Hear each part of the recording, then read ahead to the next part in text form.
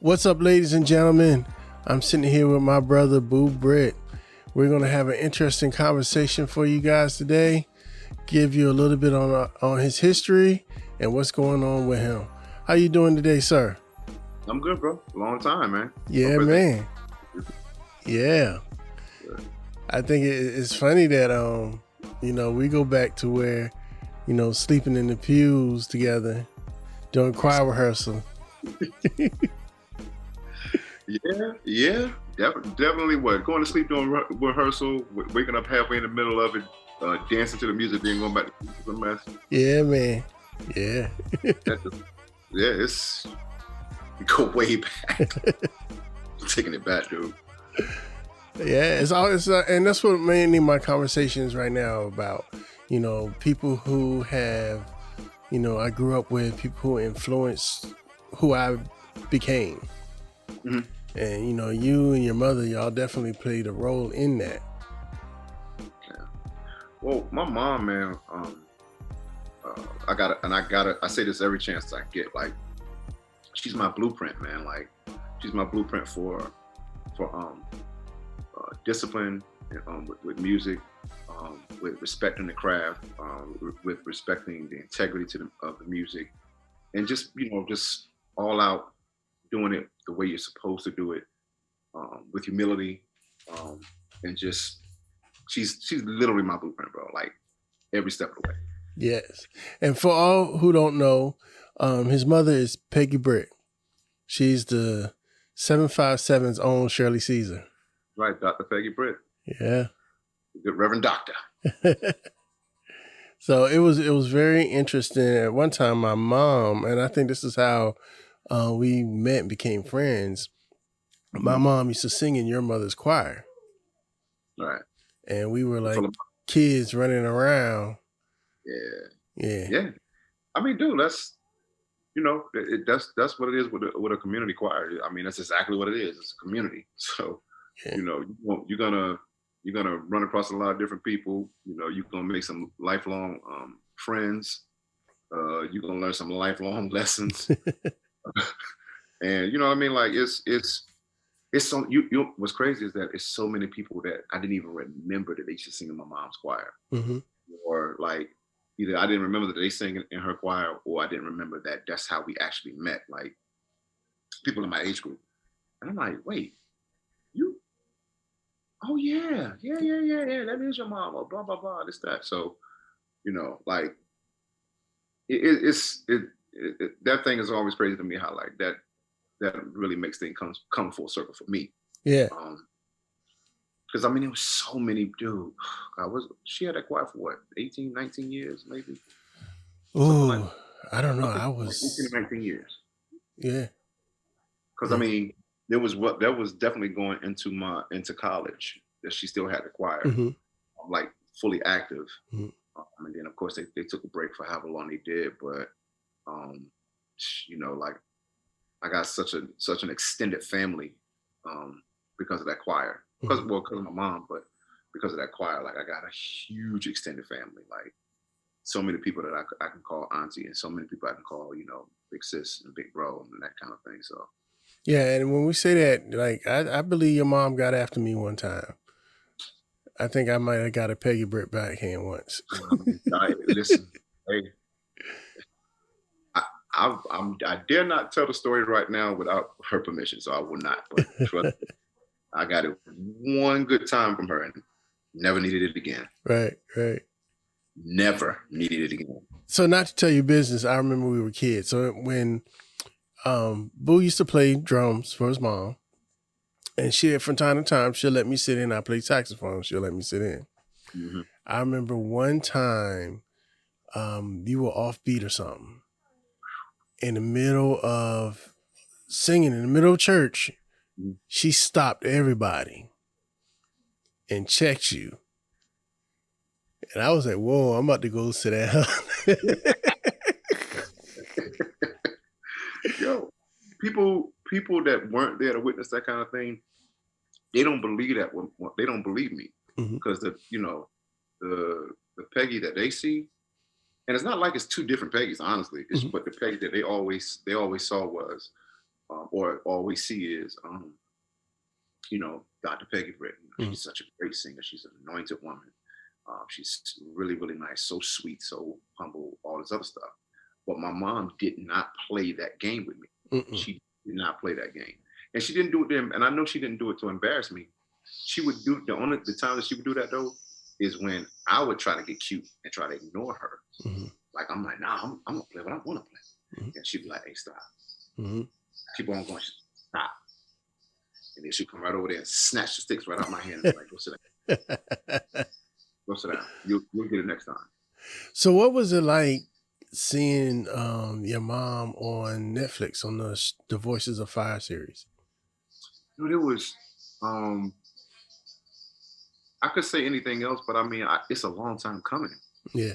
To me, not that I feel like she's any better than anybody else's, gifted parents or anything, but I'm like, this is my mom, and I know what she's done, over the years for people, to help people, not asking for a dime, just doing it because that's just how she was.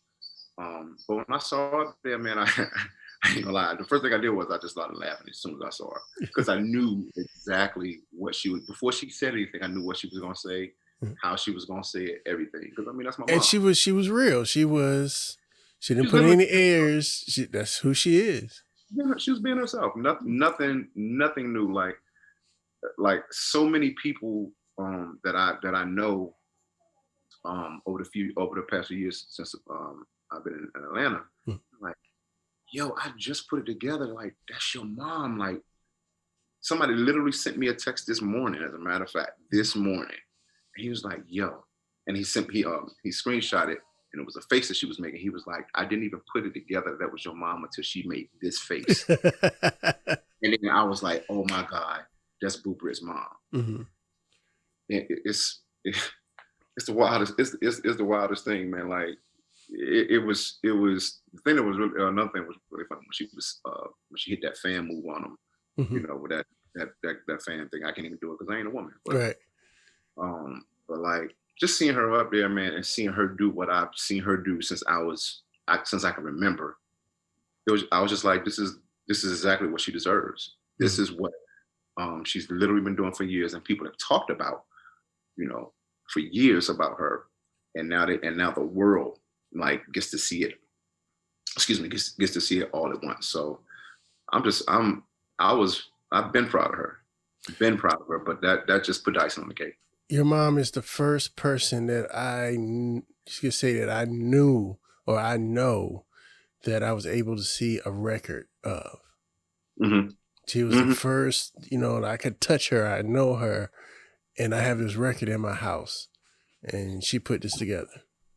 And it took me a long time, man, to see her outside of being my mom. And it was not that I didn't respect what she did. It just took me, one day just clicked, man. Like, I forget where I was at. I don't know where we were, but I wasn't playing.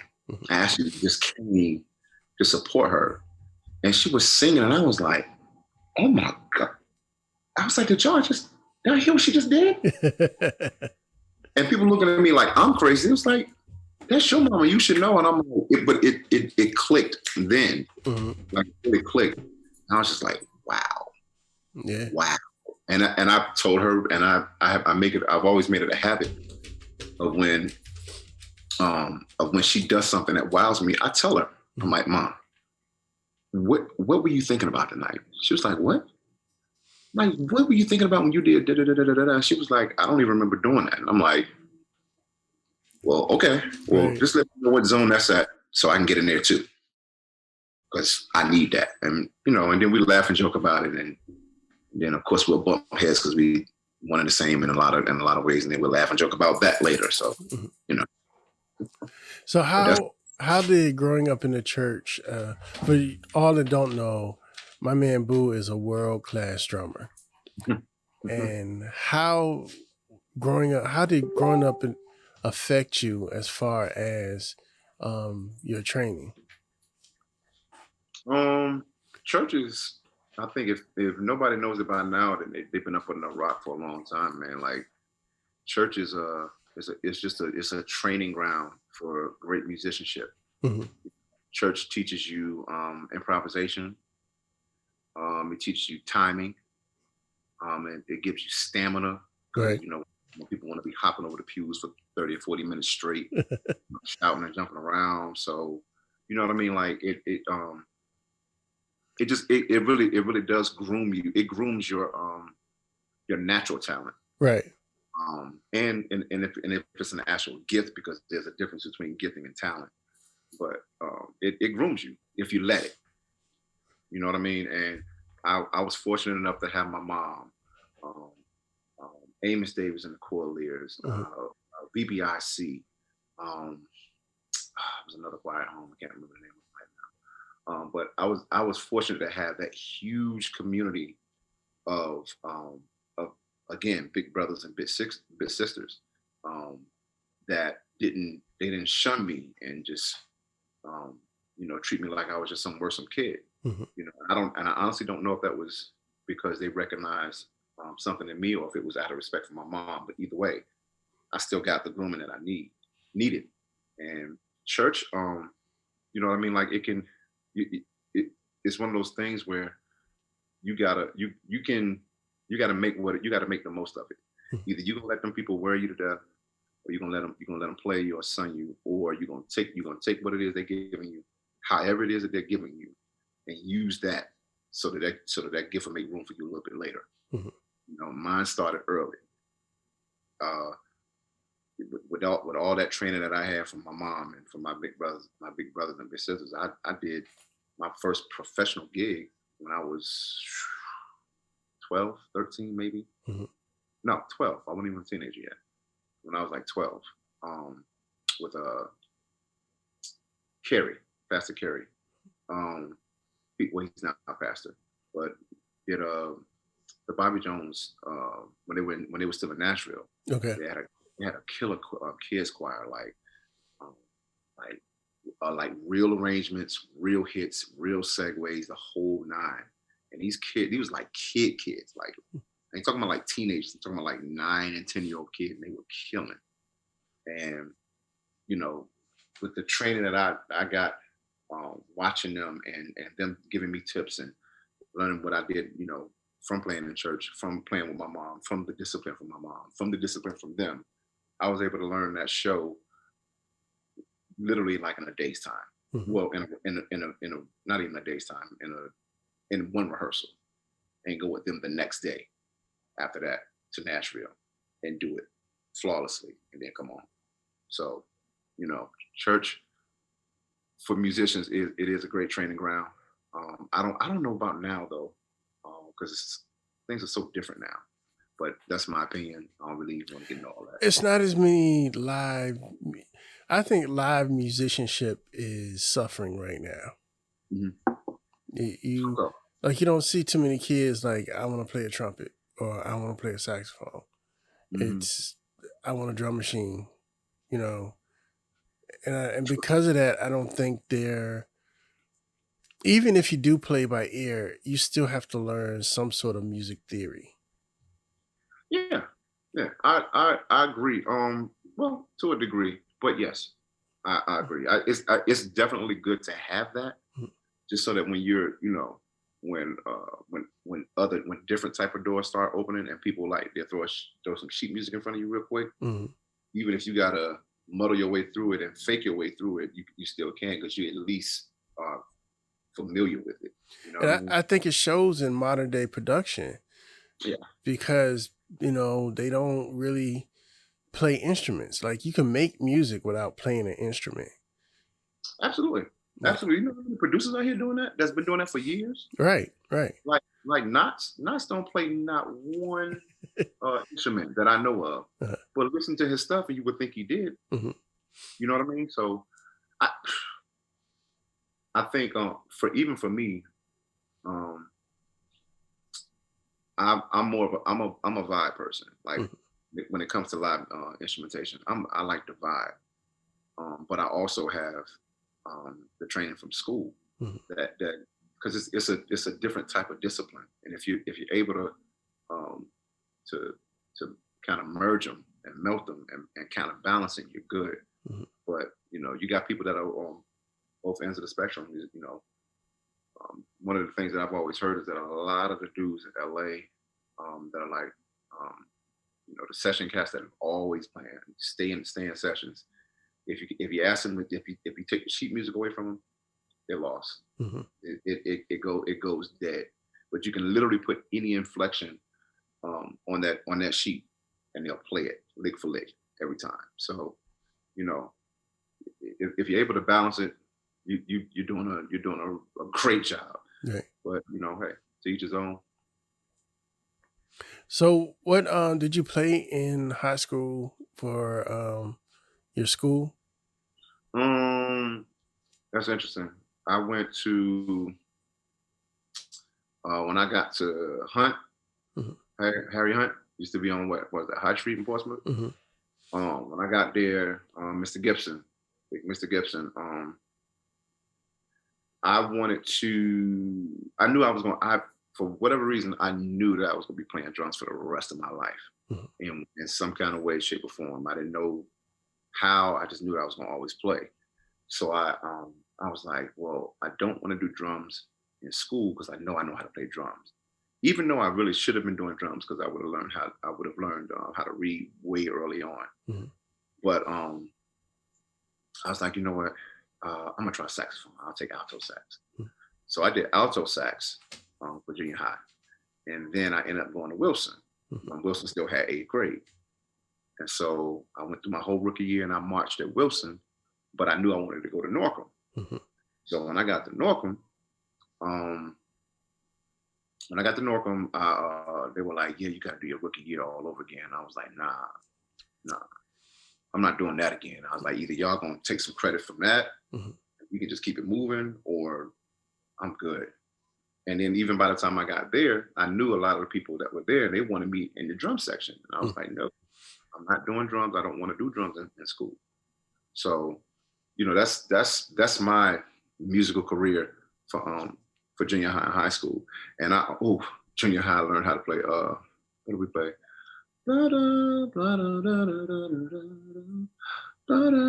What's the name of that song? I can't remember the name of that song. It's an old classic too. But we did it for a concert in concert band and Harry Hunt. And if I remember correctly, I think I was supposed to have a type of solo. I don't think I did. Mhm.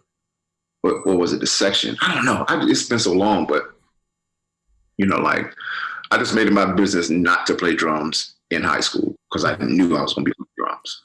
You know, I might have been a bit arrogant about it, but I was like, nah, I'm gonna play drums all the time. Let me get this saxophone because I didn't want to do trumpet because I couldn't. That amateur, I Yeah. couldn't deal with that at all. Mhm. I didn't want to do flute because I felt like it was too girly. Mhm. I didn't want to do clarinet because I felt like it was too girly. Um, you know, but saxophone, and I honestly, I thought about going, like really trying to go with playing saxophone, like for real. Like I started charting music and everything, and I was like, nope, sit right here, right in the back where I need to be, Right. where you see me. So, how did you make your transition from gospel musician to secular musician? It wasn't hard because all of it's relative, to be quite honest. I mean, every genre pretty much borrows from gospel and blues. Mhm. R&B is just sexy gospel without Jesus, honestly. Right. Um, so it wasn't hard to do. The way that I transitioned, and I didn't think it was going to be, was from the Fuzz Band. Mhm.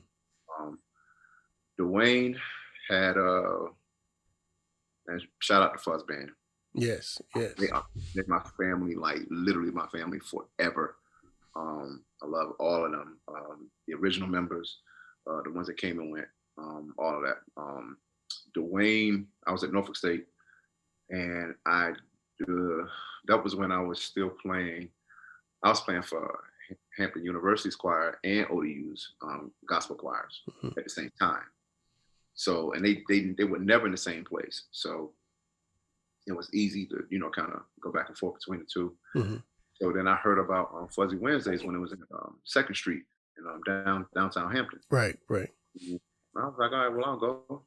And when I went, I was like, oh, this is dope. Like this is you know the whole everybody's Ashe, peace, and all that with the incense With the burning. incense, yep, Yeah, and the poets, and the and poets, yeah, like yeah. and it wasn't even that. It wasn't this poets, but it was just like like the kind of the poets like when slams were really really popular Mhm. uh, back then. So I went and I checked it out, and I was like, yo, this is dope. I like this. And I don't know if I went up to him or if he came up to me eventually because I come a couple more times, and then Dwayne Dwayne had eventually asked me to like if I could stop by rehearsals. I was like, all right, cool. Stop by the rehearsals. Um, and what he did was he just like slowly like pulled me in like real slow, Right. and because he was like, hey yo, what about uh this background? Can you like sing this background real quick? I'm like, all right, whatever. And then it went from me saying all right, whatever, to like now I'm singing backgrounds. Mhm. Now we're in a battle of bands with Seed, which the Okay. band is not called Seed is, or what's called Seed is. Uh, in the battle of bands, I'm singing backgrounds. Then it went from backgrounds to um, we're gonna get some percussions, like some congas and shakers, that kind of thing. Um, can you just like do that? Cool. Then it went from that to okay, hey, play these drums real quick. Mhm. Like, all right, cool. Then it went back and forth between trading off with Jason. And then it went to singing backgrounds and trading off. I was like, next thing I know, I'm full fledged, member of the band. But that band is what actually is what made me start appreciating and understanding about playing the record. Mhm. And people, I know people when people hear that, they're like, oh yeah, yeah, and I'm like, no, no, no, no. Play the record, play what's there, match it lick for lick, tone for tone. Mhm. And because the thing is, you can be the dopest band in the world and come with your own arrangement of this classic record. The people are just gonna sit there and look at you like you're crazy. But if you play that one beginning bass line or that one beginning whatever line at the beginning of that song, everybody's gonna be right there with you. Then they're gonna pay attention to see, okay, now are you gonna actually play this song the way I remember it? And then when you do, hook, line, singer, you got them. So that um, they were my transition into playing um, R&B music. They were. I mean, I've seen other people like Brian Fraser Moore and um, Mike Clemens and some of the other like guys that were like killing, playing for the mainstream artists. And I liked it and I could kind of mock it, but when I actually started playing with the Fuzz Band is what actually helped me map that out in my head so I could, get approach it correctly and play it correctly. It's interesting that you brought up CDs because y'all two were the quintessential soul jazz funk bands in the Tidewater area. Well, the thing was though, John, we was the only two black bands in the area that was killing. Hmm. No other, I did not know of any other black bands that were able to get into certain And when we certain say we mean full bands, cool. horns, drums, vocals, bass, guitar.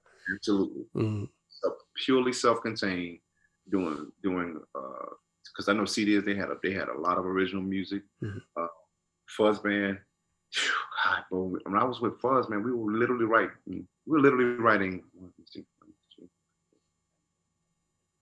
five, or either 4 or 5 new songs every week for Fuzzy Wednesdays. Originals, 5 every single week. And they had been doing that we were doing that for like, I know, at least 2 or 3 years straight. And then started bringing in some of the covers. But, you know, those, us and CDs, and I never saw them as competition, never. Not that I thought that we were better than them or anything like that. I was like, yo, these people, they folk to me, man. Like, we all cool. Yeah. You know, if everybody else around us want to try to make this a, you know, band against band thing, that's cool. But you ain't gonna never see me and Kevin going at each other. You ain't gonna never see, what's her name? Butterfly and Nikia going at each other. We never. It was, and it was never any tension that I could see. And maybe that's just because, you know, it just, that's not what I was looking for. I was looking for nothing but love. I got nothing but love from them because me and Nikki went to Norfolk State together. So, and then it was funny when I started playing with Fuzz Band, she and I became even more cool when I started playing with Fuzz Band. Yeah. Because, you know, she saw me there, you know, singing in concert choir and doing jazz band. She didn't even know I was like playing out like that. So those were some great times, man. CDs was God, it was so dope, man. They were both of y'all, and I think y'all inspired each other. We did. I think we definitely did in a friendly competitive type of thing. Not nowhere near like, hey, no, we gotta cut their throats tonight, man. Nah. Y'all had it killing so bad that even when big artists came and like played the scope, if y'all were playing the same night, you'd be like, I don't know. Bro, that's even dope to hear because I never really knew that. The only time that I really felt like that Fuzz Band had really, what proved to me that Fuzz Band really made its mark in that area was when we sold out in Norfolk for our album release. We sold it out like 1,500 capacity, standing room only, and we sold it out. Like people were hitting me all day, every day for tickets. We need tickets, we need tickets. And I had to meet up with them and that kind of thing. Or either I had them at the door, waiting for them. We sold out. You know what I mean? So hearing you say that, it's definitely like, it's a beautiful thing because that band, man, like nobody sounded like that band. Nobody looked like that band. And I mean, I searched around, nobody did. And I mean, nobody. So, you know, it was a great run, man, when I was in there. It really was. We got stories for days. Hilarious stories for days, bro. Maybe we may have to do the Fuzz Band reunion podcast. Hey, dude, that'll be killer, man. Like, good luck with catching everybody. But, I know, right? You know, you'll probably be able to get Dwayne and Nakia and well, you know, you get Dwayne, Nakia, Meech, Mashawn, I'm sorry, and Cabana. I know John stays pretty busy. Jason stays pretty busy. But I would absolutely be down for that, bro. That would have to work on that. Listen, when I tell you, you ain't gonna be able to get nothing accomplished. I promise you, because you're gonna be cutting up bad. Good. Telling you, man. That's I love them. I love them people, man. We had so many good times. We had a lot of good times. Even the so-called bad times were still good times, man, because it was just like, you know, it was a family thing. It really was, you know, even if we were at odds, you know, it was still a family thing. And, you know, we would still be professional enough to still show up and do what we were supposed to do and leave out, even if we didn't like each other at the moment. So, you know, but, you know, that band, man, I give them so much. I give them a lot of credit. I give them almost as much credit as I give my mom. I really do. I got my knocks with them. Yeah. I definitely got my knocks with them. They taught me a lot.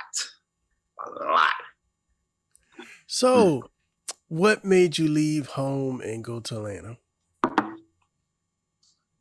Interesting story. So me and my mom were my grandmother's primary caretakers. for the last 4 or 5 years of her life. Band knew it, so they understood, of course. Mm-hmm. And my brother, you remember Marvin, right? Yeah. For y'all that don't know, Marvin is 2 inches taller than me, so everybody's always wowed by that. I'm not. Thanks. But hold on, tell people how tall you are. I'm 6'9". Marvin's 6'11". Right. Yeah. And you should see him folded up behind them drums. I'm not folded up that much anymore, bro. You'll make room for you, make real room for you, like spread out, guys. But so Marvin had been out here he had already been out here for maybe like 10 or 15 years, in Atlanta, and out of the blue, man, like he just, or at least out of the blue for me, he would hit me like, "Hey, Boo, listen, you need to move here." And I'm like, "I'm good, Marvin. I'm good.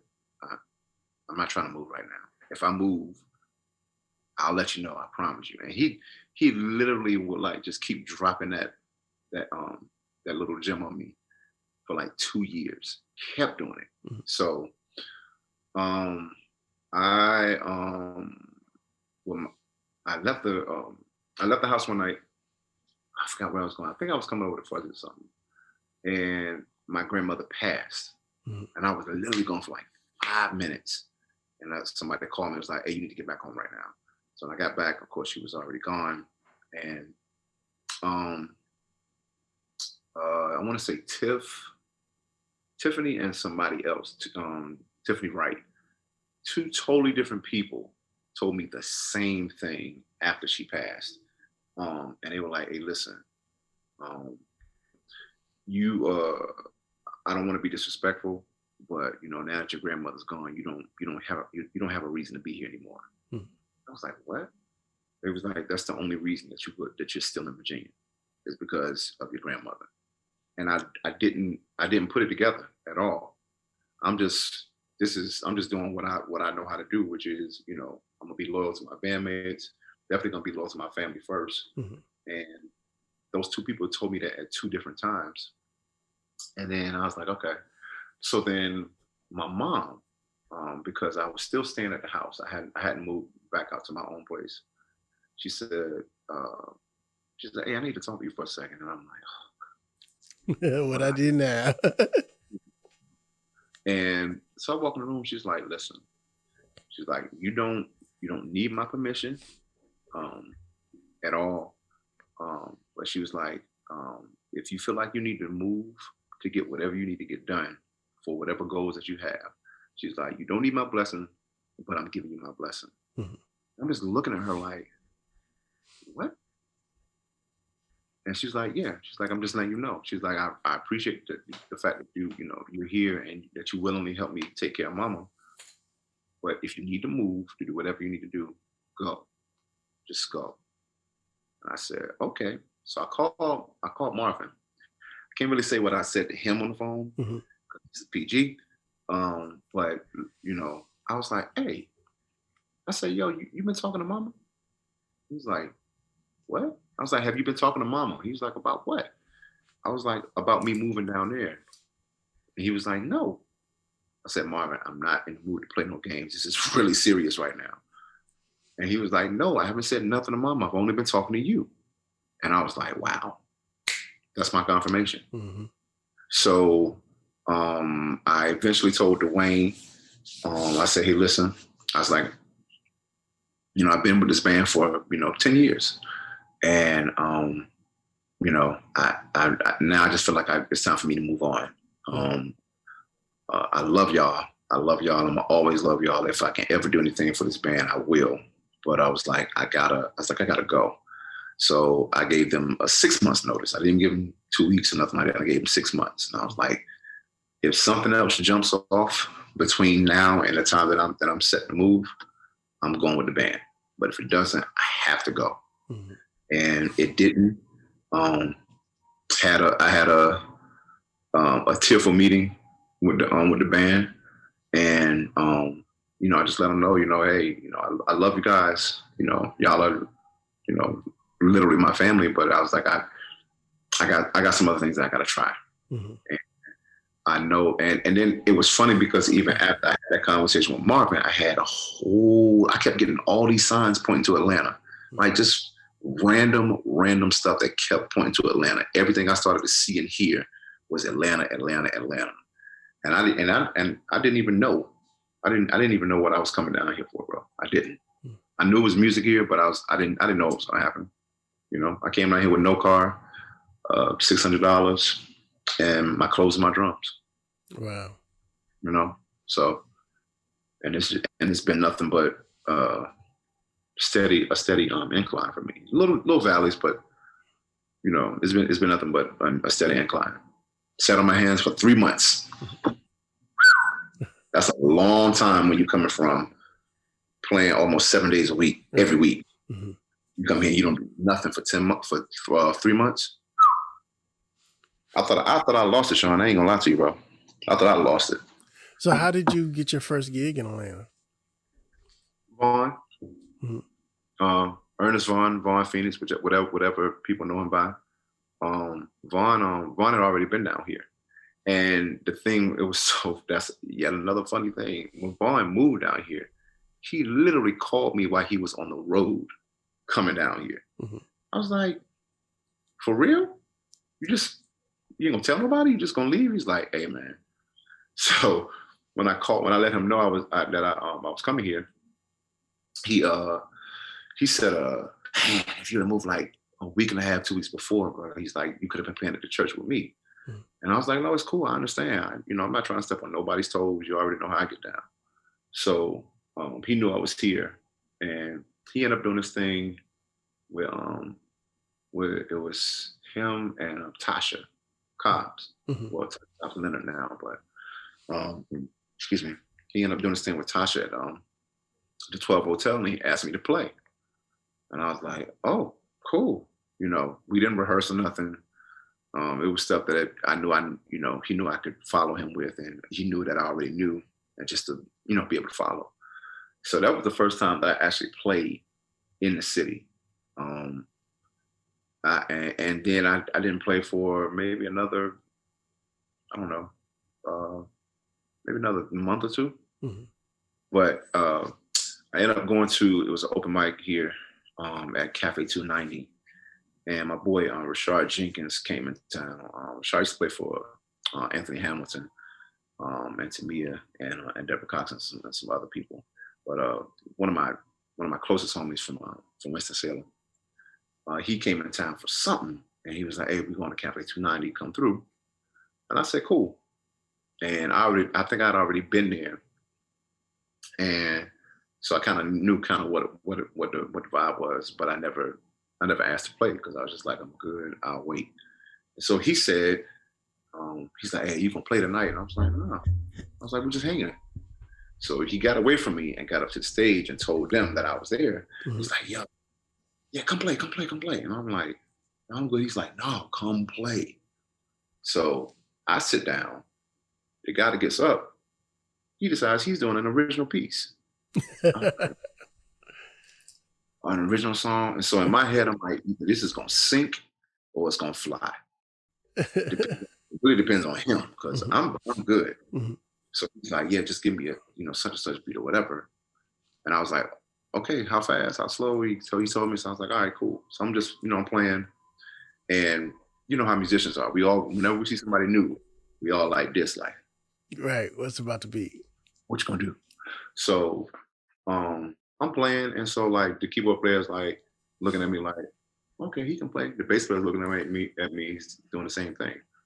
So when we get through what I feel like is the form of the song, because it's a vibe by this point, I switched the beat. Mm-hmm. And when I switched the beat, like the whole room just went crazy. Mm-hmm. Like 5 people was like, whoa! And I'm like, I just switched the beat. This isn't crazy. This isn't rocket science. They like, man, that's crazy. And I'm like, okay, cool. And then the local stuff went from there. Mm-hmm. The singer I ended up being really cool with, I'm still cool with.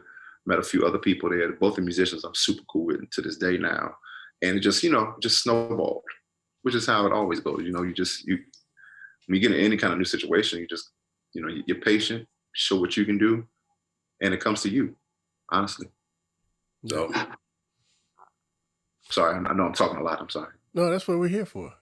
That's what we're here for. So, what has been your biggest gig to date since you've been in Atlanta? Or best tour? Best tour was this tour. I did this tour with this artist named Just Loud like 2 years ago. Mm-hmm. He was they kind of had him on an alternative rock tour, even though he's not necessarily an alternative rock artist. Mm-hmm. But incredible singer, incredible talent. And and I don't just say, I don't just say that. You know who we come from. Right. I ain't got to, be kissing nobody, but incredible talent. And his he started out on the West Coast with what was that main can't think of the main band's name right now. God, the headliner. It's on the tip of my tongue. But that was the that was the most adventurous tour that I've been on. Here.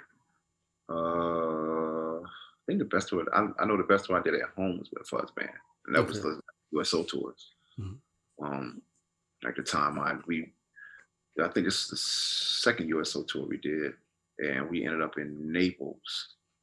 And I think I had I want to say I was coming off of another tour in Italy for a couple of weeks, and then I got on a tour. Yep, that's exactly what it was. I got on that tour with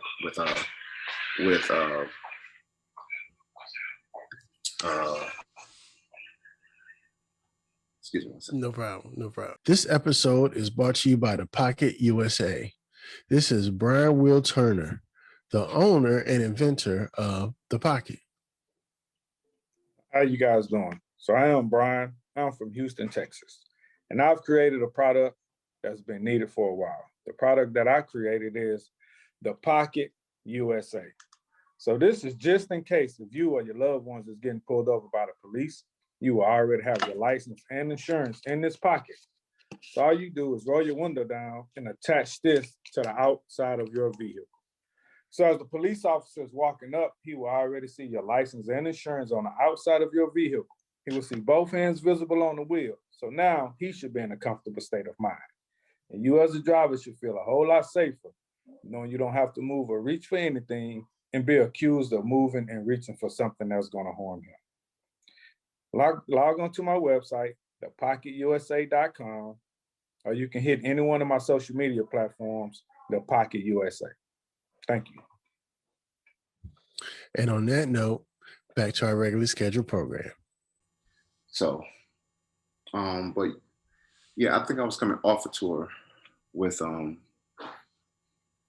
Italy, and then I met them, and then we were like, I think we ended up going back to Italy again. I ended up going back to Italy again with them, and like my clothes, I didn't have clothes for like 3 days. Like I'm literally wearing the same clothes for 3 days because they lost it. Okay. And then they literally brought my bags to me as we were leaving to go somewhere else. I'm like, really? Really?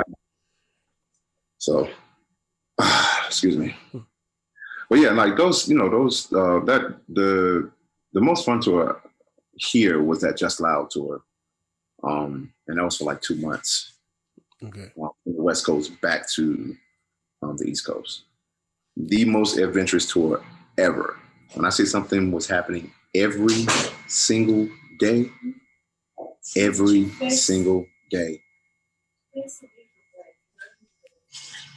So was it because it was a different genre?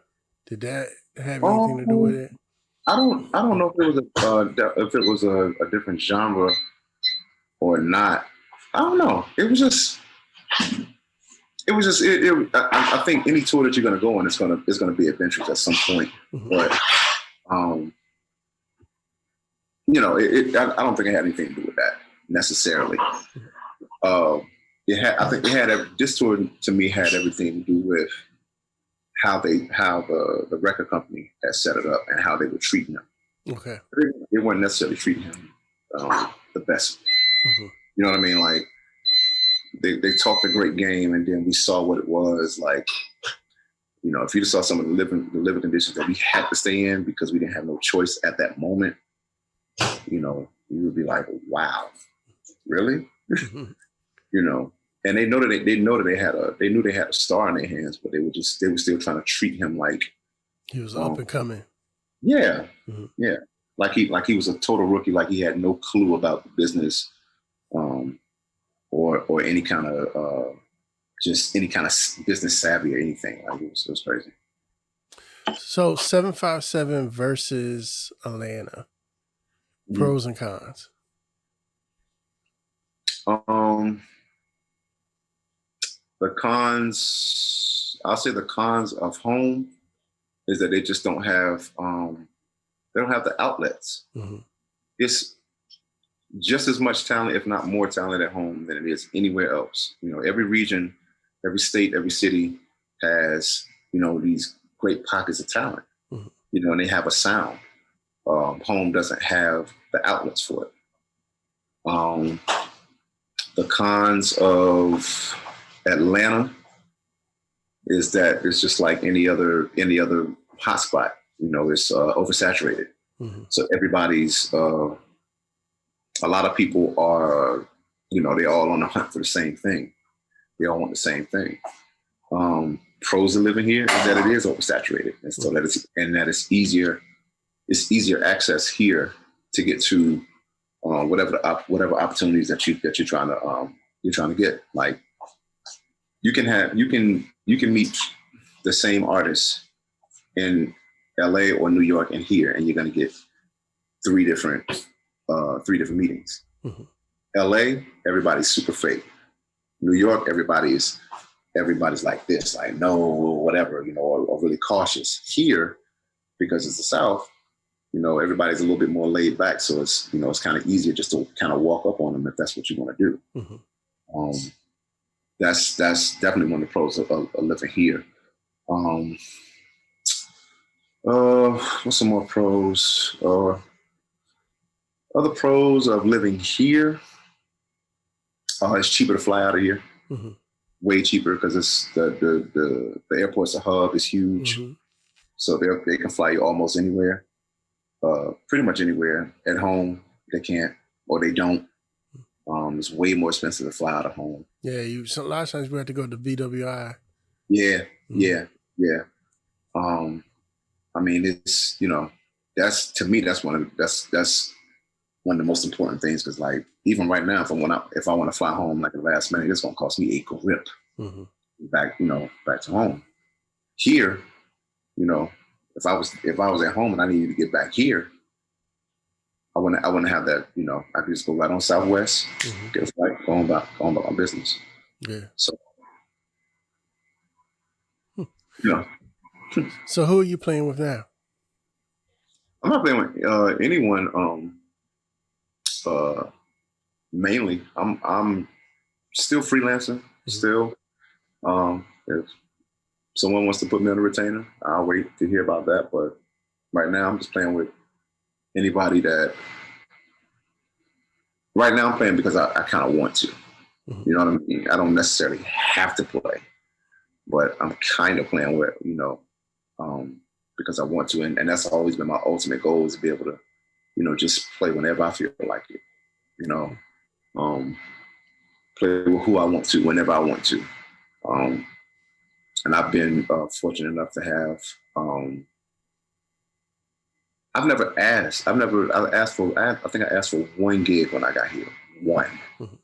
And that gig I never played for. Everything else came to me. Mm-hmm. People like, hey, I need you to fill in, do this, or hey, I want to put you on this gig, da da da da da. That's pretty much what it's been. You know, the three Grammy nominated albums that I'm on, I didn't ask to play on those. Mm-hmm. They asked me.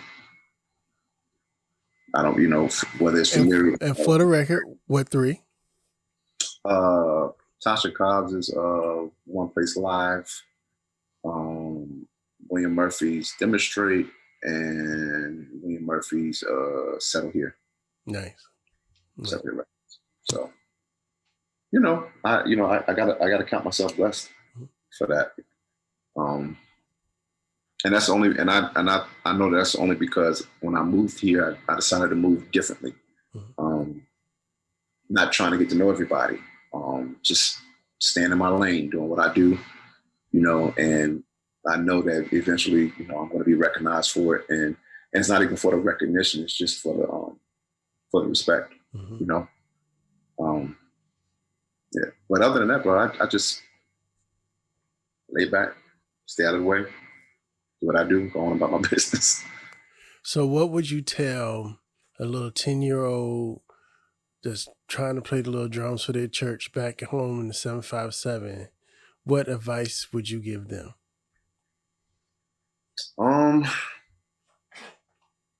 Pay attention. Pay attention to details. See, be able to see things for what they are. Know your records. Be disciplined. Study. Be versatile.